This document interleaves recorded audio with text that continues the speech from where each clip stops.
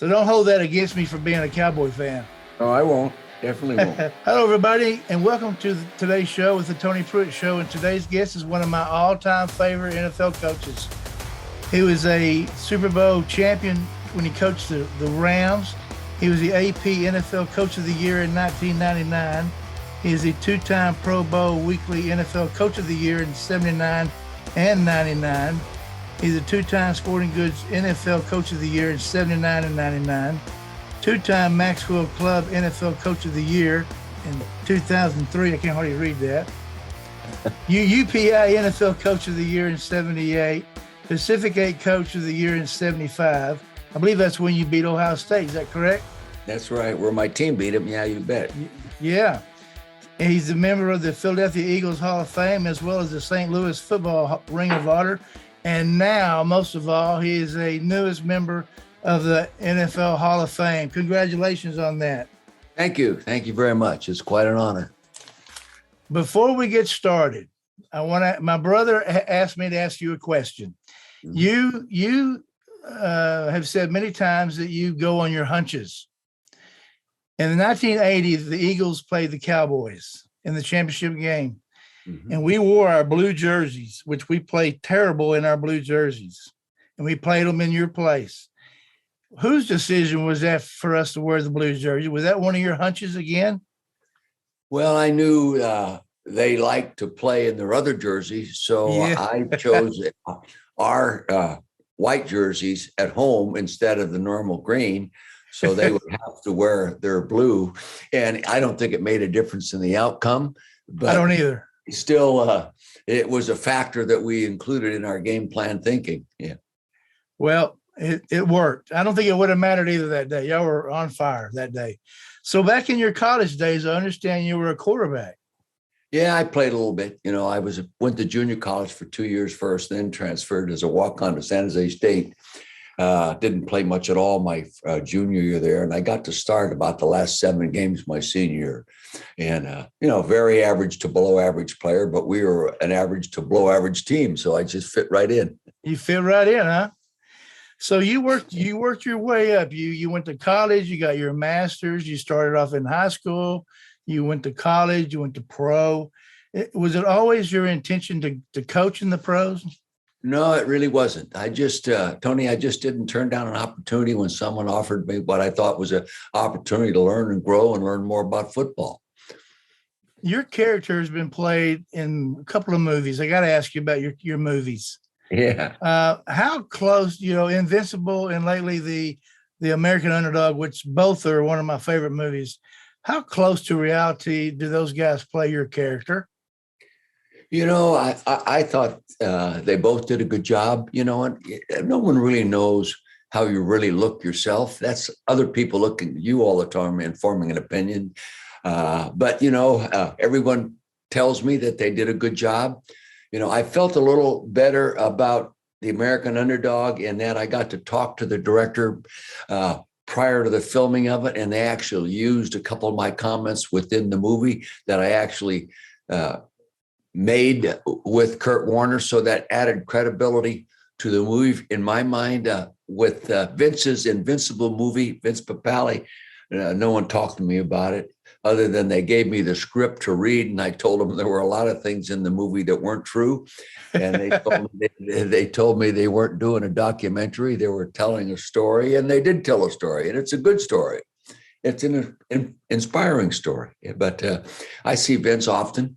Talk to him often. His son is playing in the USFL right now for the Tampa Bay Bandits. Oh, really? I didn't know that. Mm-hmm. He's a good receiver. What I was wondering, did you get to meet with them before the movie and you helped coach them on how to coach you? I didn't know how that works. No, I did not. No, I did not. But how does it make you feel to be portrayed in those movies? That's a pretty cool deal. I really never have given it much thought in regard to how it affected me. I think it made people more aware that I was a pro football coach. Most pro football coaches, when they finish their careers, everyone forgets about them, unless you're a Tom Landry or a Don Shula.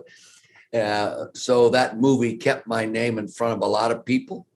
Oh, so sure. I think it was positive exposure. I don't think I did anything wrong in those movies other than not play myself. But no, there were no negatives, really. There were no negatives, and I think all positive. Well, after the Eagles, you're known as a workaholic, and you burned out pretty bad, you said. Yeah. Mm-hmm. Taking that break, you said did you a lot of good. Did you always know you were going to return to coaching?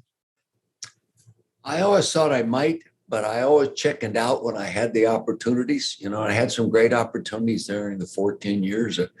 A couple were unbelievable opportunities. The Tampa Bay opportunity offered by Hugh Culverhouse was probably unheard of in the NFL when an owner tells you can write your own contract.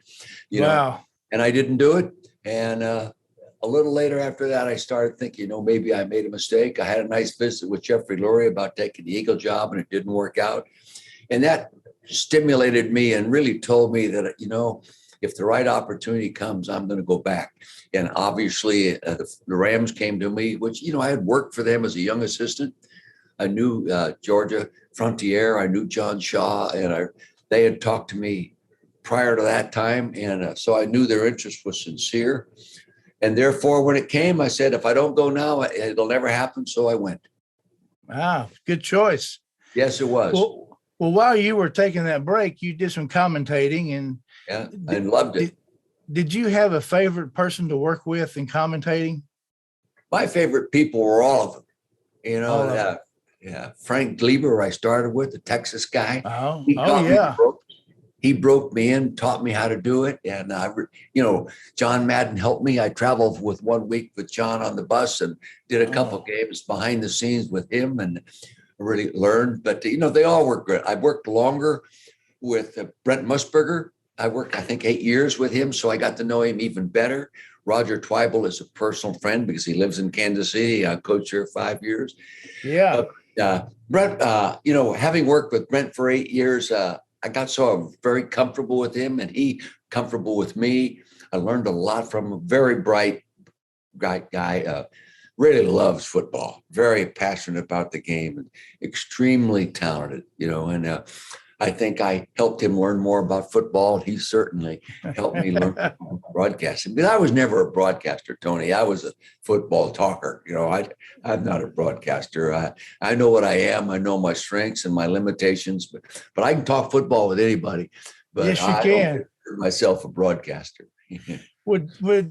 Do you think that helped you to travel from week to week, watching different coaches? No question, Tony. No question.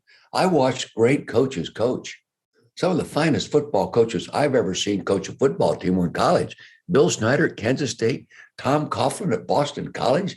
Those guys can flat ass coach. They were great football coaches, and I don't think I've ever seen anybody get more out of personnel than those two people. And of course, Tom went on and proved that in the NFL. He's a Hall of Fame football coach. Tom Coughlin is, believe me, he's a Hall of Fame football coach.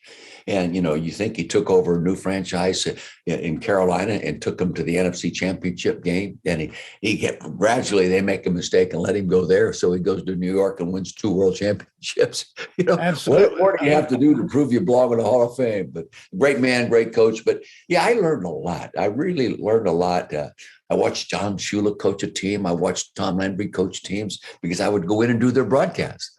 Sure. And only having NFL and college coaching credibility as a person opened a lot of doors for me when I did visit campuses and NFL teams. They allowed me in offensive coordinators meetings, head coaches meetings, staff meetings, practice fields when nobody else in the broadcasting team could come on the practice field. So, I saw Don Shula coach football teams on the field, live in action. And I don't know if anyone could do it as well as he could. I know I couldn't.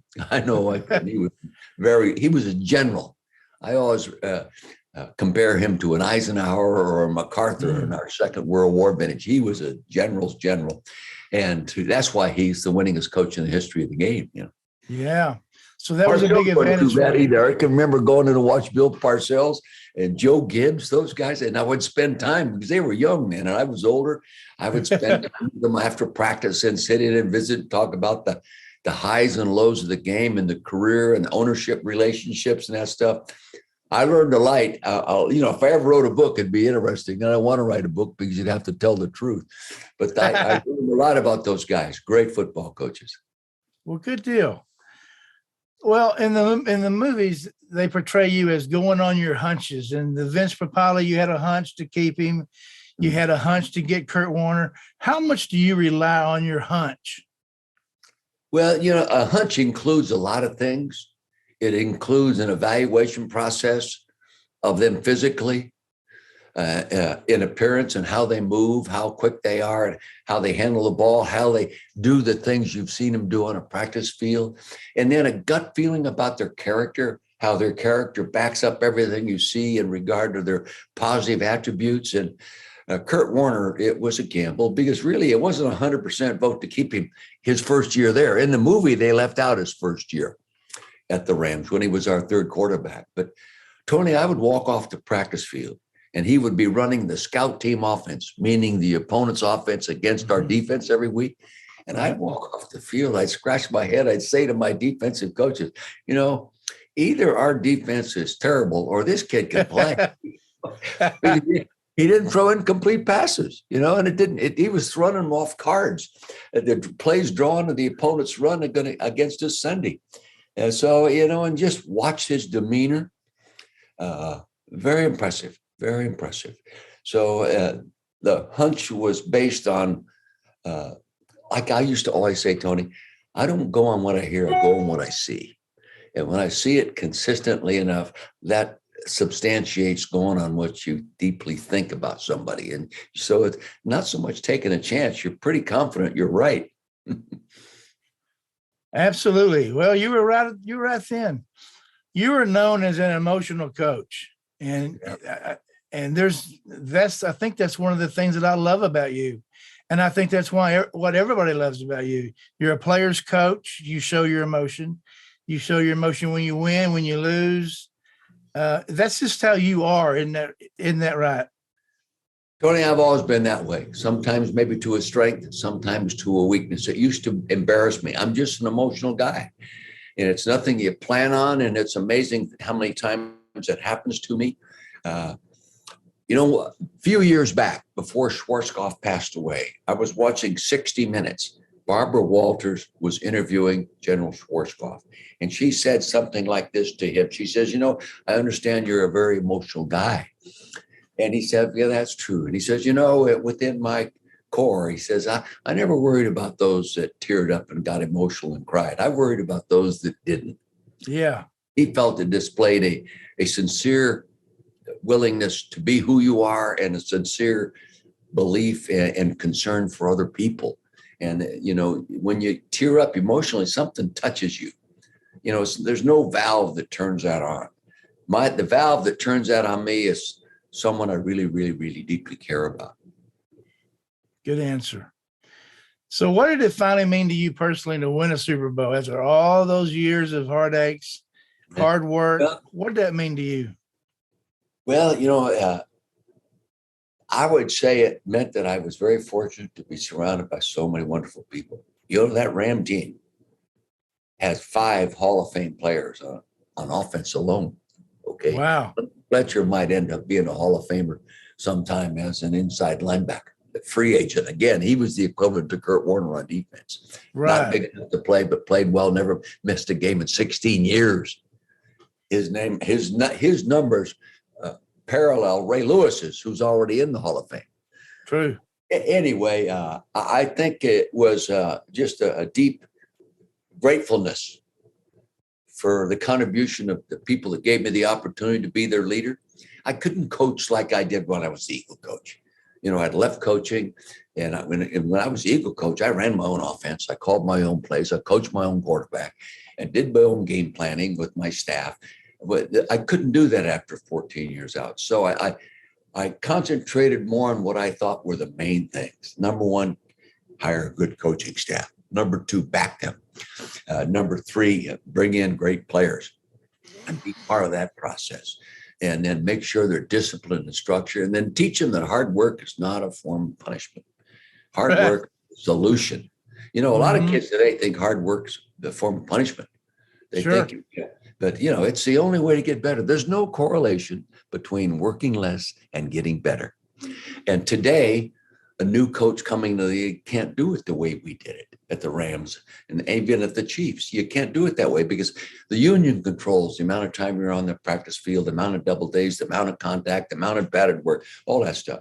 So when you as a losing team are given the opportunity to take that losing team over, you can't work harder than the teams that have been beating you. You've just got to stay as you were, as what they're doing.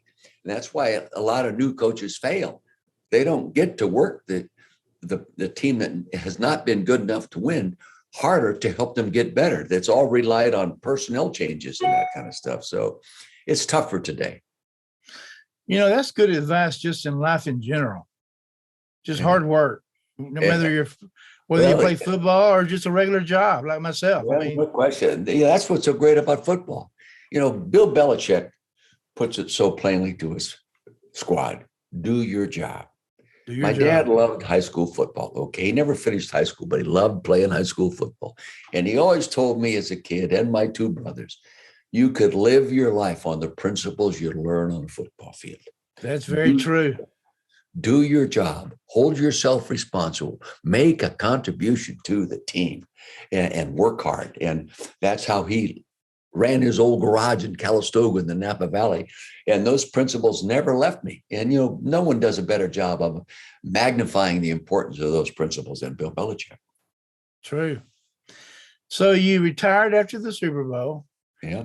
You came back with the Chiefs. And you've turned 3 franchises that were losers into winners, which is phenomenal. When did you know it was finally time to hang it up? Well, I'll tell you, first off, I'm very, very proud of the fact that my first 2 years in all 3 of those teams you're talking about, we only won 34% of our games. Okay. My 3rd year, we won 74% of our games. So I was proud of my process, and I can take pride in that. And I had a method, a philosophy, and an approach that worked for me. When I decided to retire toward the end of my last year in 2000, we were a good football team. We had 10 wins and didn't make the playoffs, and we beat 5 playoff teams out of, I think it was the last 6 games of the season, including New England. We were a good team, but we didn't get in the playoffs. There have been teams in Super Bowls that went in with 9 wins. That was a good football team. It was my best defensive side of the ball at that time. And, you know, we always were good on offense. The offense run by Al Saunders did a great job.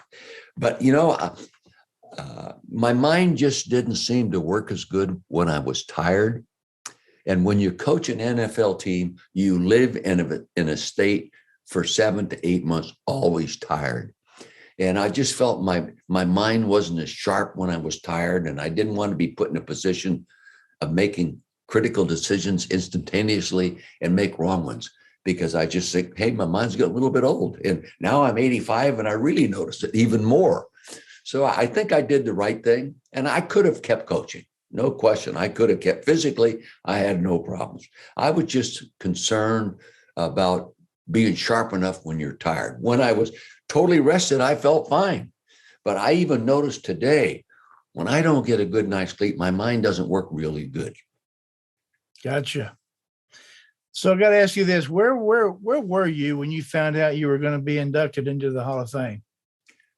Well, I found out I was going to be a finalist. I found out I was the coach. If they put a coach in, it would be me. In the San Francisco International Airport, I had landed and going out there to work in my wine business for a couple of weeks. And I got the phone call leaving the airplane about 50 yards off the airplane. And David Baker called me and he said, "Coach, I'm calling you not about to order a case of wine. I'm calling to tell you you're a finalist for the Hall of Fame." It just startled me. It shocked me. It overwhelmed me. I was very close to the wall walking out on the right-hand side leaving, and I just leaned back against it. I could almost not stand up. And Carol was there, and I told her what happened, and her comments, "Well, it's about time." You know, everybody says, "Oh, you deserve it. It's about time." There are so many great coaches that deserved that same honor that I was given. And I'm going to be an advocate for Dan Reeves, Marty Schottenheimer, Mike Holmgren. You know, you talk about these great coaches, you know, George Seifert, my God, Tom Coughlin, Mike Shanahan, they all belong in here. But they've only put 10 coaches in the last 25 years. Yeah. So I didn't know for sure I was going in until Kurt Warner showed up here one morning here in Pennsylvania on my farm with a whole group of people and said, Coach, you're going in. So that was an unbelievable experience. What a day that was. Yes, it was. My Lord. So you were surprised to be able to be, well, you were surprised to get in. Yes, I was. I knew I was a candidate because I have been a candidate, but Tony, I've never put myself in the same category I put these other coaches in. You know, coming out of high school coaching and then junior college coaching and college coaching, I spent a lot of Sundays watching Don Shula, Tom Landry, Bud Grant, George Allen. These guys coached pro football teams, and I always held them way up here, and I'm way down here. And then all of a sudden, now I'm supposedly on par with them and coaching against them. I always put them above me. Okay. Sure. So it's the way it ought to be be honest with you. That's the way it ought to be. Yeah. So I'm proud of the fact that I'm going in. I'm deeply grateful because I think I'm going in as a representative of all the contributions made by the ownership teams, the management teams, the personnel departments, the coaching staffs, and the great players that I've been exposed to. I'm a product of those guys. Yeah. Well, I got to ask you this. Do you know who's going to be announcing you or inducting you into the Hall of Fame? My wife is going to be my gold jacket presenter, and with her is going to be Ron Jaworski, Kurt Warner, and Trent Green standing with her. My presentation is going to be by Carl Peterson, who worked for me at UCLA and the Eagles and then brought me back to the Chiefs. And walking on the stage with him will be John Shire, my most valuable player in the Rose Bowl when we beat Ohio State that you earlier mentioned. And he will be with her. But Carl Peterson will be my presenter. Good deal. So this is a difficult question, and you may not can even answer it. But what means more, winning a Super Bowl or getting into the Hall of Fame? Geez, that's hard. Like you said, you clarified it clearly. I would say,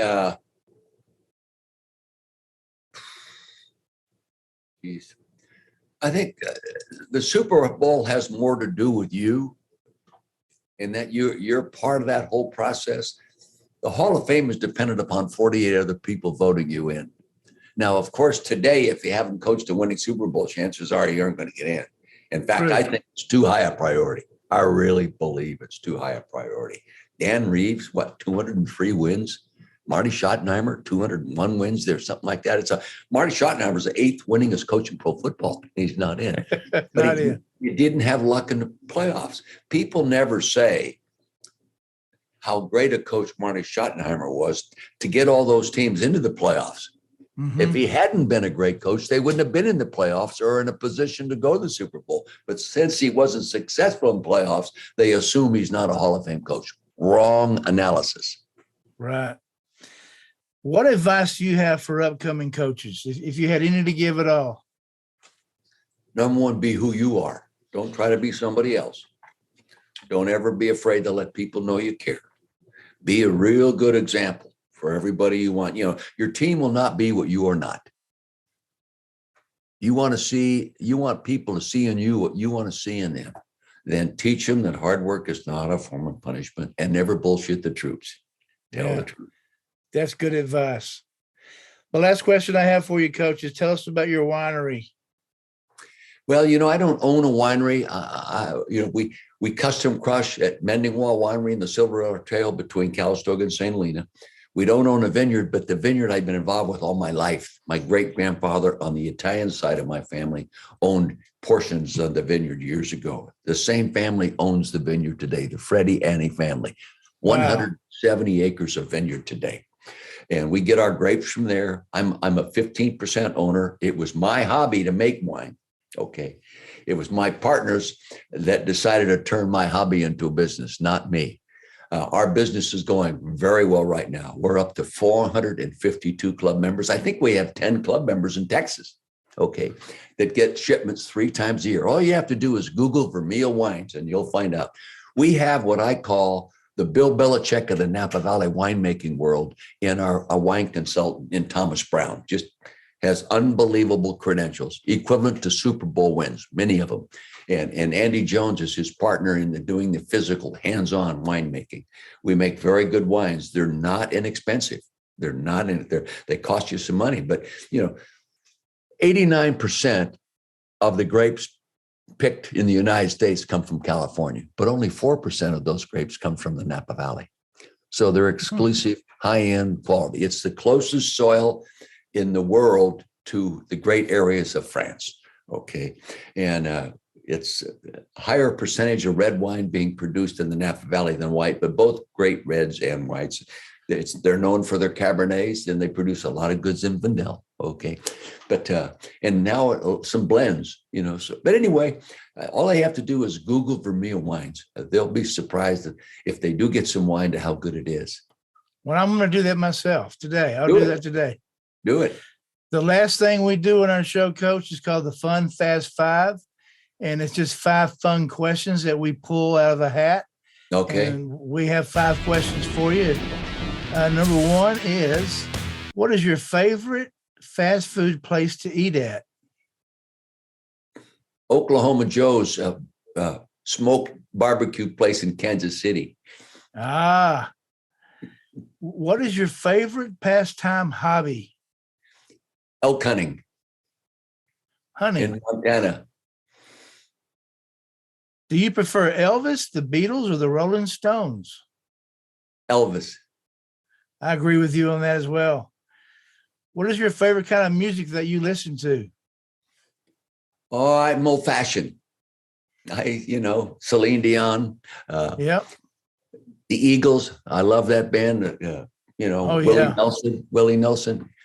Toby Keith. Don't Let the Old Man In. Okay. Oh yeah, I love Toby Keith. So you like to I'm right there with you. The last question for you is a place that you would like to go to that you've never been. Now, I know you recently went to Italy. Is that correct?